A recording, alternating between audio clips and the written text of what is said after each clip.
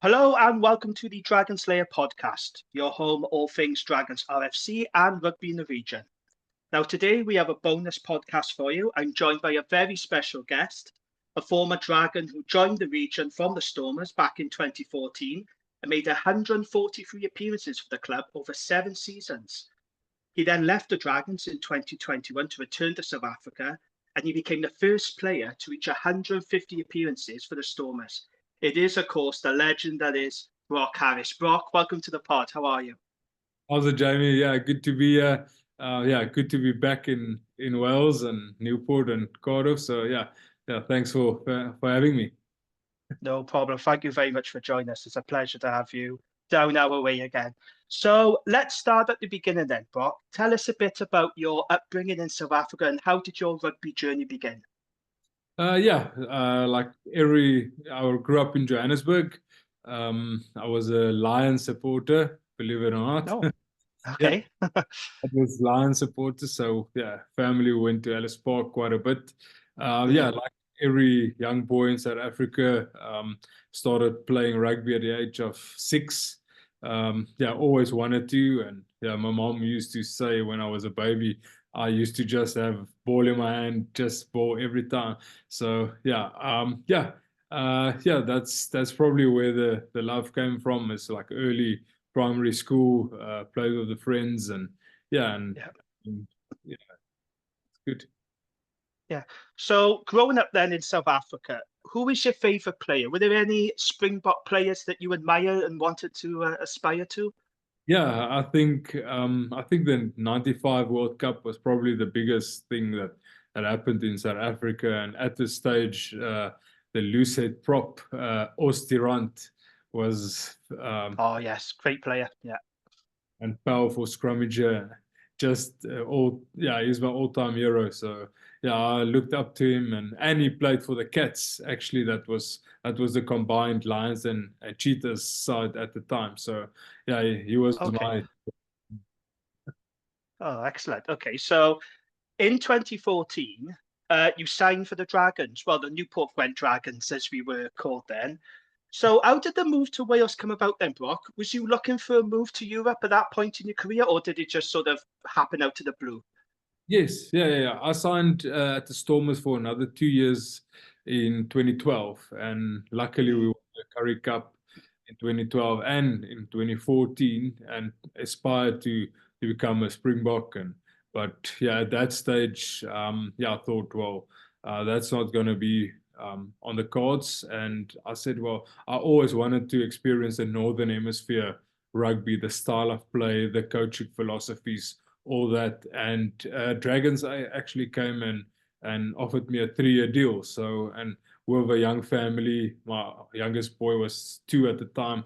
I thought, well, for 3 years, have a little bit of stability and move abroad and see how they do stuff here. And yeah, so I always wanted to come and see how they do the coaching side of it. Yeah. Oh, excellent. Okay. So at the Dragons, you made 143 appearances, as I said earlier, for the club over 7 seasons. You became a real fan favourite at Rodney Parade. How do you look back on your time at the Dragons? Yeah, I think it is special. I think there's a lot of memories in Cardiff, Newport, on the rugby field. My first year, we beat Leinster home and away. My first Boxing Day against the Cardiff Blues at the Arms Park, we won. So it's special. Played in the quarter-final, semi-final of Europe in the Challenge Cup. So it was real special memories, I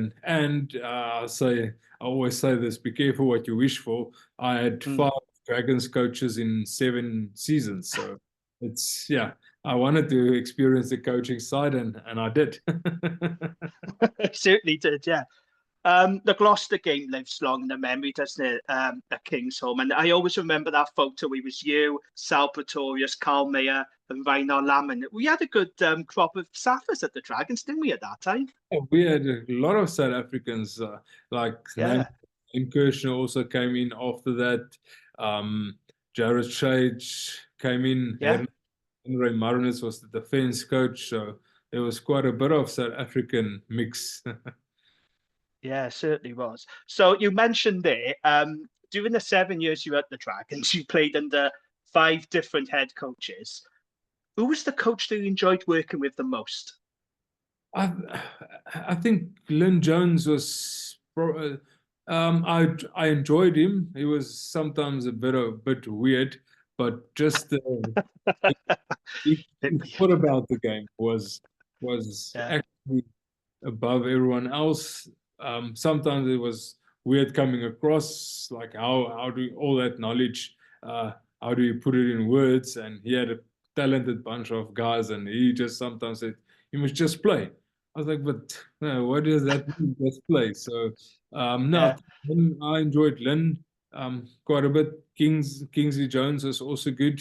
Yeah, everybody had a little bit, and I tried to tap into all their strong points, and like a Dean Ryan, obviously very organized, and so Mm. yeah, I think yeah, Lynn Jones for me. Lynn Jones, yeah. So we had Rhino Lamban on the pod as well. And we've had a few other ex-players on the pod. They all said that Lynn Jones was great to play for. He's a bit of a character. And he was a bit, like you said, weird. And yeah, so it's just funny and interesting how so many people are saying that Lynn Yeah. Jones. So in terms of teammates then, who were your favourite teammates to play with? Who do you enjoy working with? Oh, well, last night we had the dinner, and Elliot D, brilliant youngster that came through. I enjoyed him a lot. Yeah, talent-wise, he was one of the best talent. And I heard they call him the Welsh Barrel now. It's not the Cornish Barrel anymore. It's Yeah, now that's right.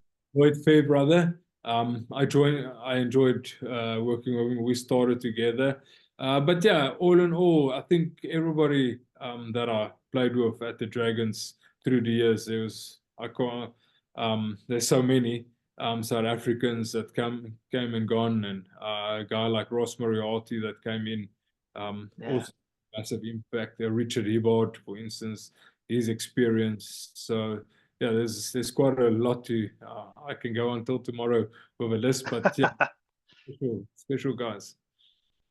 It's really good to hear you talk about the Dragons because you did sound like you really enjoyed your time there, and I think it did upset a lot of supporters when you did leave. I understand that was due to the contract uncertainty at the time, wasn't it, with the WRU? Can you just explain a bit about that, Brock? How that happened? Yeah, I think with the WRU, I wasn't taking over the Dragons, um Mm, and with after COVID and everybody still finding their feet, and like to stay in Wales, I couldn't stay for less money that I was on. I'm always a person that says you pay me what I'm worth. And yeah. unfortunately, long story short, they couldn't come to me with a better offer, and yeah, I just decided, well, I can't stay um, with my whole family here, and I'll rather go back um, and make a life there, and that's basically the short version of it. How disappointing was that, though, Brock? Because you were settled at the Dragons, your family was settled in Wales, and to not get that contract, it must have been pretty disappointing. Or were you looking forward to going back home to South Africa? Yeah, it was sweet and sour. It's always good to go back home, but yeah, I saw Newport and Cardiff as my second home. Yeah. And for long term, I wanted to transition into the coaching side. Um, yeah, so that's why I did my level 3 coaching badge here as well. So that was the long term plan to get involved in the coaching structures and everything. But yeah, I firmly believe everything happens for a reason. Luckily, I didn't leave on a bad note. Yeah, I think there's no hard feelings. Yeah, Good. and everything worked out. Now I'm at the Stormers again, and still playing. So it's Well, fantastic. it's definitely worked out for you at the Stormers, isn't it? Fair play to you. So, not only are you a Dragons great, you are also a Stormers great too. You recently played your 150th match for the Stormers, and your coach, John Dobson, said that you will go down as one of the greatest Stormers of all time.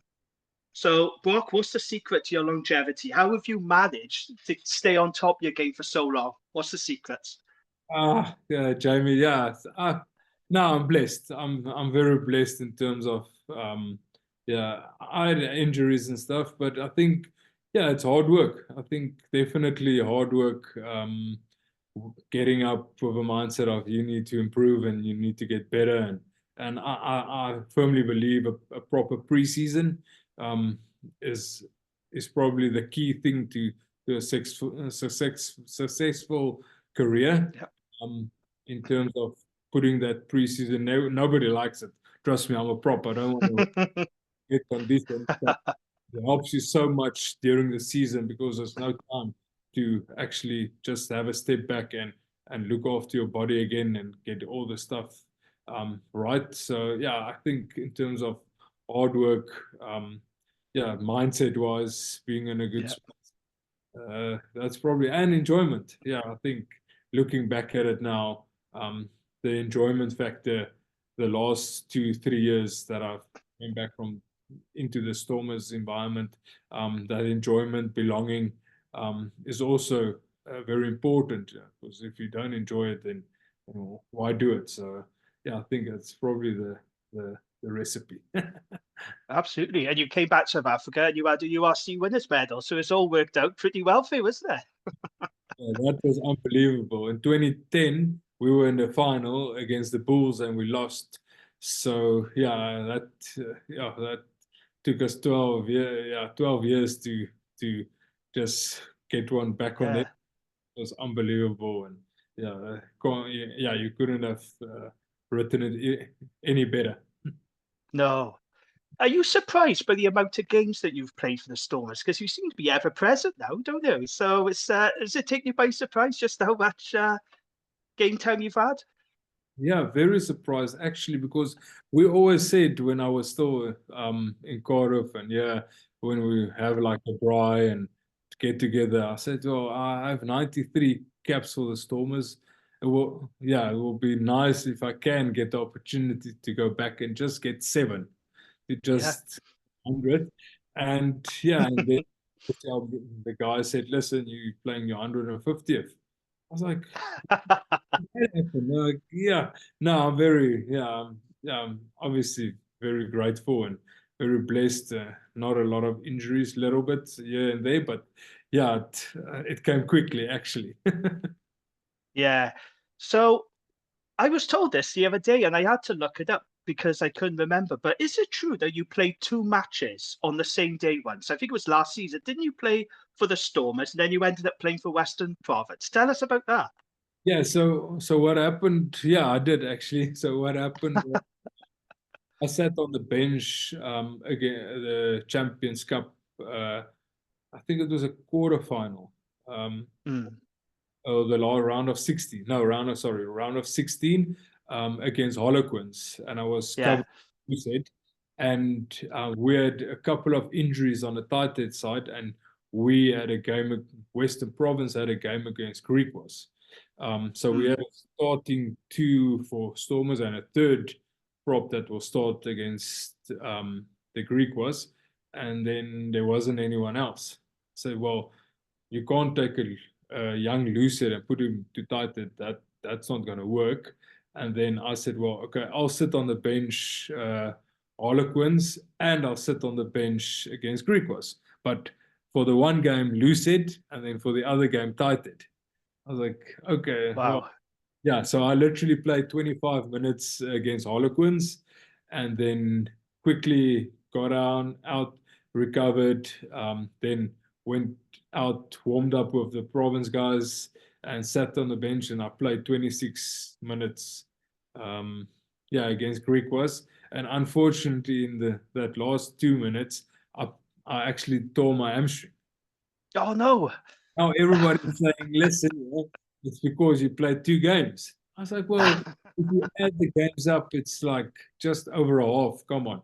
It's not. Now then they say, no, it's warm up and warm down and whatever. I was like, listen, yeah, I knew obviously it's just, yeah, it was just a freak accident. And yeah, it wasn't anything anybody and I could control. So, but yeah, I did play two games in one day. Two games in one day playing two different positions. We said that.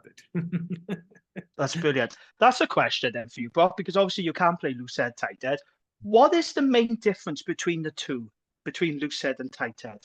Yeah, I think tighthead is a little bit more, it's tougher, definitely, because Mm, tighthead scrums against the hooker basically and the loose head.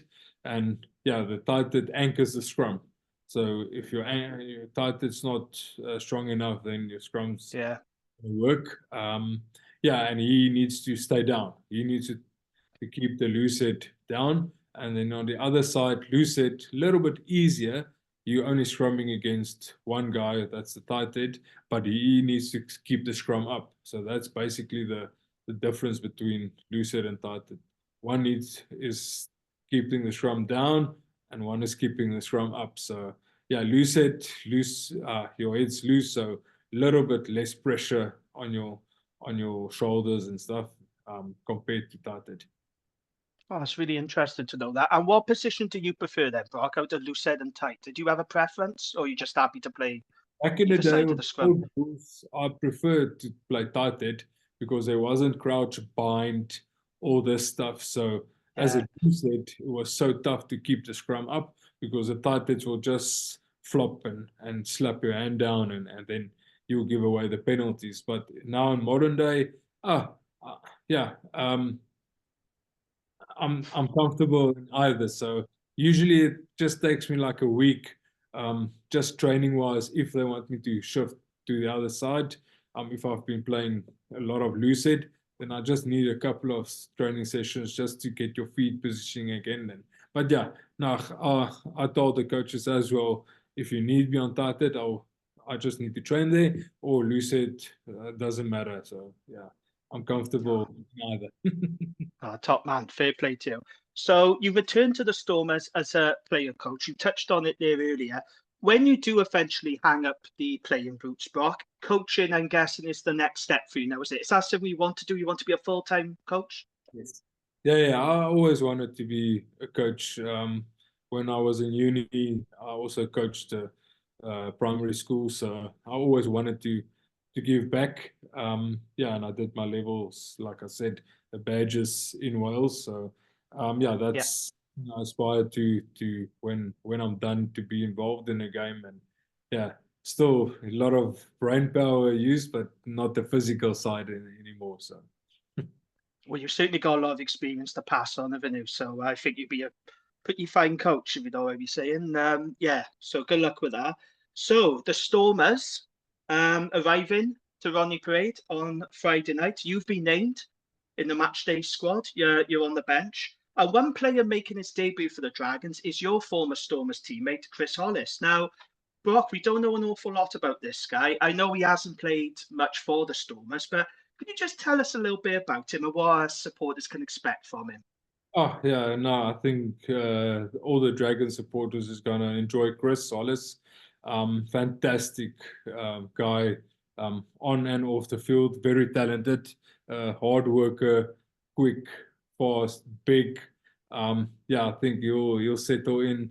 A little bit of bad luck through injuries. He was at the Springbok Sevens, and a couple of injuries kept him out and came back and unfortunately didn't get an opportunity, but worked hard week in, week out, ready for that opportunity. Unfortunately, it didn't come, but I'm so happy for him to sign at the Dragons and um, get some game time. I think he's a real benefit um, for the Dragons. Well, we have got you to thank as well, because I read in the South Wales Argus today that Chris said he had a chat with you before coming to the Dragons and you gave him a very good endorsement of Rodney Parade and the Dragons. So what did you say to him when he asked you for advice? Yeah, he asked me where does he need to stay and all this stuff and how is it at Rodney Parade? And I said, no, well, Rodney Parade is fantastic. The field, especially now in the last couple of No, yeah.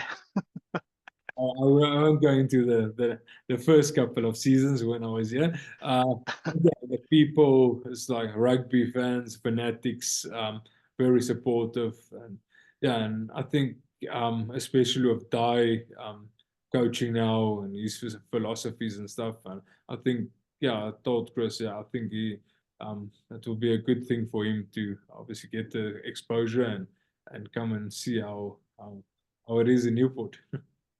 Absolutely. And you couldn't write it, could you? His first game since leaving the Stormers is against the Stormers.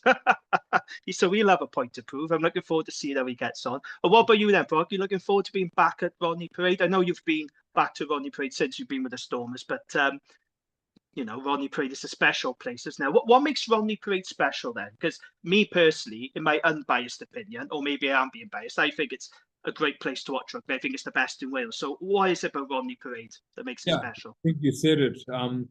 Just the fans is on top of the field. It's a small venue in terms of numbers, but when all that crowd gets behind you, it's amazing. It feels like it's triple the amount of people that it is. Obviously, with the new field, it's fantastic. It's probably one of the best in the world, I reckon, to scrum Mm. on, to play on. So I think Rodney, yeah, it's got a very special place, and the people, it makes it really special. Yeah, the days of Rodney Parade being a sand pit or a swimming pool are long gone now, Brock. It's a proper nice surface now. Remember those days? I remember we played the game against Newcastle. Um, Yes. it was in the 60th minute they called the game, and the following week they drove in 40 tons of sand just to make it playable. I was like, yeah, this is scrapes, and yeah, we joked and said you must bring a bucket and spade, and we can build sandcastles. Yeah, thankfully the pitch is in much better nick now. Brilliant. Let's talk URC now then. So the URC is a very competitive league, as we know, and we are in the business end of the season now. Teams are looking to cement their place in the top eight. The Stormers, of course, are one of those teams. How do you feel the season has gone for you so far then, Brock, with the Stormers? A little bit up and down, Jamie. I think in Mm, terms of we started off well against the Lions, but 4 week tour, um, yeah, the Treviso game, I think that was probably the one that we said, oh, that we need to win this, especially the start of the tour, and we didn't win one. We lost against Cardiff, Munster, Glasgow, always tough there, Treviso. So yeah, I yeah. think when we got back, we said, no, well, we're on the gravel road now, so we need to eat our straps, and yeah, fair play. We brought it back nicely, and then obviously Ospreys wasn't a great, yeah, nothing was working for us on the day, and I think it was just one of those that yeah you need to forget quickly and just get Yeah. back. So yeah, a bit of up and downs, but business, like you said, business end of the season now. Yeah, we need to just perform at our best and don't worry about the rest. And Stormers, I think, a very strong squad. You mean business, you guys, don't you? You've got all your Springboks there, and it's I guess every game now is a must-win, Brock, isn't it, from your own in for you Yeah, guys? there's only I think it's 2 points dividing the ninth and like between four. So without Leinster and Glasgow, but yeah, there's not a lot in it. So if you slip up in a game now, then you can maybe be out of playoffs. And so yeah, there's um, a lot to play for, and we need to just pitch up. Of course. Can I ask you about how the URC is perceived in South Africa? Because obviously Super Rugby was a very popular product. And then the South African franchises left Sansa and they've come in now with the URC. Um, is it getting more popular now, the URC, do you think? Is it reaching those Super Rugby levels? Is the interest there with the public, do you think, in this new competition? Yeah, I think so. I think in terms of maybe the first 2 seasons, not so much. We obviously won the Mm, URC, and the fans always, yeah, it's just human nature. They're used to Super Rugby and used to the Crusaders coming and and the Waratahs and all those type of teams. And I think now in our third season, um, they're actually looking forward to a Leinster coming, a Munster coming, a Glasgow coming. Yeah, I think it's definitely changing. It'll probably take another a season or two, but then I think it will be um, actually bigger than the Super Rugby. oh, okay. So For supporters who maybe aren't aware of the Stormers then, or don't know that much about them, who are the danger men for us to look out for tomorrow night? Who are the key men that would supporters need to be mindful of? All 15. There you go then. No, I think our back row is really good. Willie, Ben Jason Dixon, Yaman Roos, um, Marnie Lubbock, Dan Duplessis is good. Warwick Galant, fullback, very good. So yeah, Suleiman Hatzenberg, it's good players. So yeah, it's a mix, back row and probably 10, 12, 15. Yeah, packed full of quality. So Dragons are really gonna have to be on it. Um, what is your assessment of South African rugby at the moment? Because obviously South Africa are World Cup champions. It's all looking pretty good, isn't it? The national team. Yeah, I think if you look at the just the national team, obviously the World Cup winners, and if you look at the franchises, Bulls in the top, obviously top tier of URC, ourselves, top Sharks in the final of the Challenge Cup. Lions is also in the, I think they're ninth now. Yeah, I think all in all, I think we're in a good space. Yeah, a lot of talent coming through, young, the mix between more experienced guys and youngsters. But no, I think all in all, we're really in a good space. Yeah, absolutely.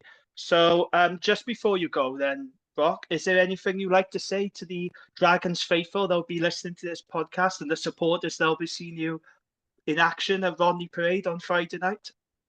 Yeah, no, I just want to say thank you for the support.